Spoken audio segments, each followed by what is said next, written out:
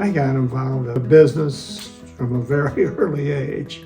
CW, my grandfather, said, "I'll pay you 10 cents an hour to do work." So I went down to the building at 1255 South Wabash, take the books that have been purchased and put them on the shelves, and when orders came in, go to the shelves and fill the orders. So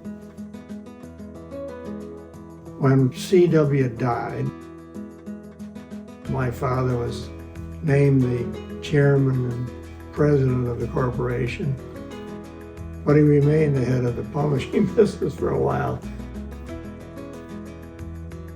When my father retired, the board decided that we needed to divide those into two separate positions. The first impulse of the older retiring guy is my oldest son should take over. And a lot of times that's what happens. But many times that oldest son is not the most qualified or not the best person to take over the business. And it's even more complicated if the decision is we need to bring in an outside manager who has skills and experiences that nobody in our family has. And it turned out Dick Litzinger ended up as the president and I ended up as the chairman.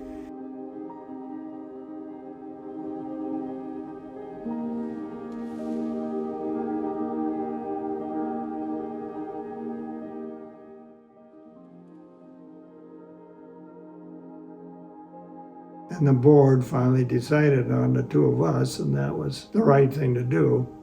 In the early 60s, there was a tremendous consolidation of the publishing industry. It didn't look like we would be able to grow. At the same time all that was happening, business managers at colleges were recognizing they didn't know how to run a bookstore, and that there were actually people who would provide that service to them. So there was a tremendous growth of demand for the operation of college bookstores by Follett. That required money, required investment funds, and Follett, being a private family-owned company, couldn't go to the public market or anything. So the best decision was to sell off the publishing business, whose future was uncertain.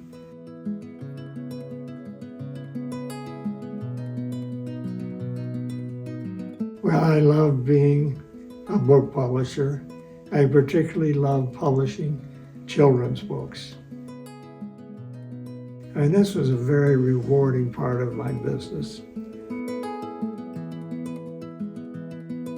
You know, one of the problems that a family business has is if you do something to change the structure of the business, you're going to upset somebody. Now, in this case, it was easy because I was the one that had the real connection in the family with the publishing business. So if I said it was okay, then more people were ready to accept that. You know, sometimes you have to do that. You have to prune away those parts of your business that don't seem to have a real potential. And that's difficult. I only encourage family owners to make decisions that are good for the long-term interests of the family.